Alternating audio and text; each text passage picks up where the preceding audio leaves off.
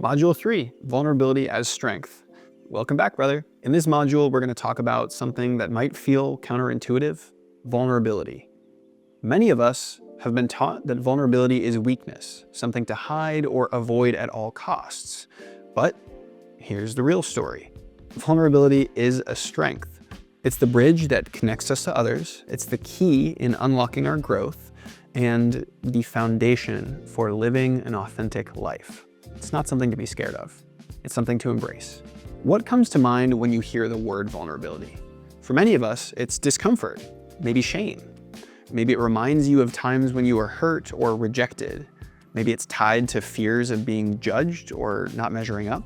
Vulnerability is often seen as a risk, and that's because it is. When we open ourselves up, when we share our feelings, admit our fears, or express our needs, we are taking a chance that others might not respond in the way we hope. But vulnerability is also where connection happens. When we show up as our full, authentic selves, we give others permission to do the same, and we invite others to get to know us and show up for us in the ways that we need. It's in those moments of openness that we build trust, empathy, and understanding. So think about it. The relationships that mean the most to you, aren't they the ones where you feel seen and accepted for who you truly are? Do you have relationships like that? So let's talk about what happens when we avoid vulnerability. When we hide our emotions and pretend we're always fine or put up walls to protect ourselves. When we do that, we create distance. We might feel safe behind those walls, but we also feel alone, like nobody knows us. Over time, this isolation takes a toll. It impacts our mental health, it impacts our relationships and our ability to live fully. Avoiding vulnerability also keeps us stuck because we ruminate on our pains and our traumas and our stories. Growth requires honesty with ourselves and with others. So if we're not willing to face our fears or admit our struggles, we can't move forward. We stay trapped in the same patterns, the same cycles, the same pain. Let me share a moment from my own journey. For most of my life, I thought that vulnerability was weakness.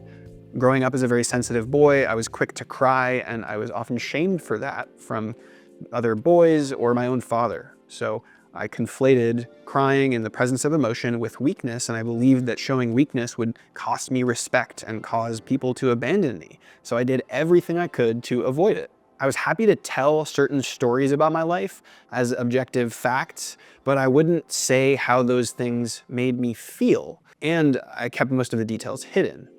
So most of my close friends through college years didn't actually know key details and traumas from my life that are fundamental to who I am.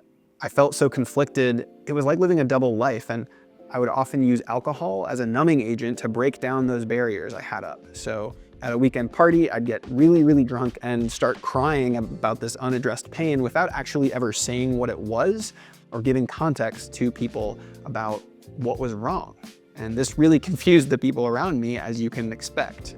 On a day-to-day basis, while sober, I did need help, but I stayed silent about that, and I tried to brush off whatever I had done that weekend. I thought I was being strong and not wanting to be a burden on others, but in reality, I was cutting myself off from the very things that could have supported me. One experience that stands out in the past few years is when I was struggling severely with my mental health. I was going through a phase of suicidal ideation, something that felt incredibly overwhelming and really big, not something I felt I could share. And I struggled on and off with this for years, but it finally got to the point where I knew I needed to tell someone. So I sent a very vulnerable text to my group chat of the men that I'm closest to. Not sure what to expect, but very shortly after, I received a call from several of them where they told me they loved me, they told me they were there to support me, and they encouraged me to open up to my mom and sister about how I was feeling because they weren't living in the same city as me and they wanted to make sure I had geographic support. Because of their encouragement, I did open up to my family, and they helped me schedule an appointment with a therapist and start addressing my mental health issues head on. Instead of abandoning me or judging me or telling me to get through it, they supported me in finding a solution.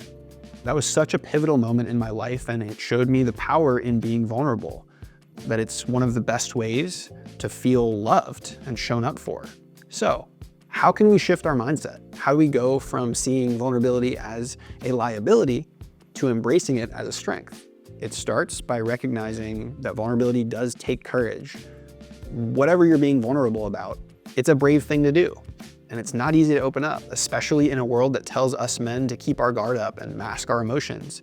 But every time we choose vulnerability, we're making a very powerful statement. I am willing to show up fully. I'm willing to take the risk of being seen. What's more badass than that? So here's the paradox.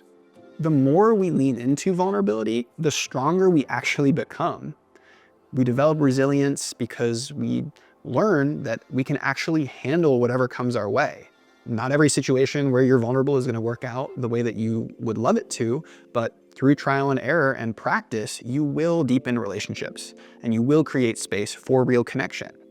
It acts as a really effective filtering mechanism to know who you can trust in this life and who you should deepen those connections with. We'll grow as individuals because we are facing our fears instead of running from them. So here are a few practical steps to practice vulnerability yourself. The first one is start small. You don't have to share your deepest fears right away or something as serious as mental health crises, as I mentioned. Just start by expressing how you feel in the moment. Use the words, I feel, instead of, you know, when you. So I'm feeling nervous about this exam coming up, or I feel really overwhelmed right now. Small acts of openness build confidence over time. Then think about a man in your life that you could send the following text to. Hey man, I'm trying to practice being more vulnerable to strengthen my relationships, and because I care about your and my friendship, I wanted to try opening up to you about something. Can I trust you with this? That feels like a risky text to send, I know, but how would you respond to someone sending you that message? I don't think there's a possibility in the world where you wouldn't say, I got you. And so you can expect that from the world as well. Try it out. A small text could change your entire understanding of a relationship. The next practical step is choosing a safe space. So practice vulnerability with people that you trust.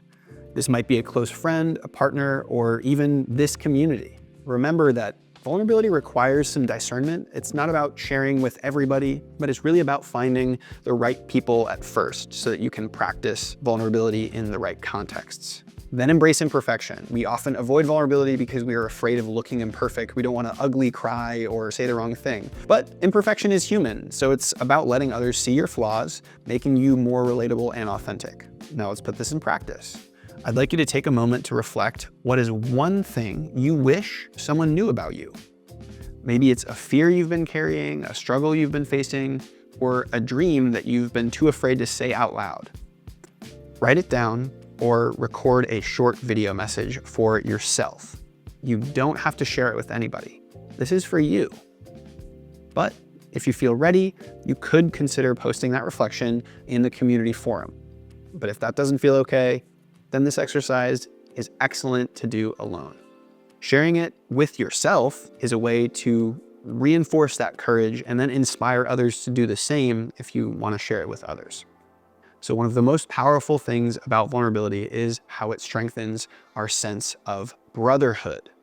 When we share openly with other men, we create a space of mutual trust and respect.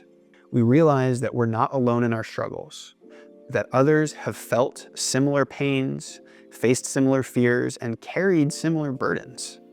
This connection is the antidote to isolation. It reminds us that we're part of something bigger than ourselves. And I know that brotherhood is what you and I have been craving. So brother, vulnerability isn't weakness, it's strength. Every time you choose to be open and to show yourself fully, you are building a life of deeper connection, of greater courage and authentic growth. This is where transformation happens. So thank you so much for stepping into this work. Let's continue this journey together, and here's to vulnerability. Thanks, brother.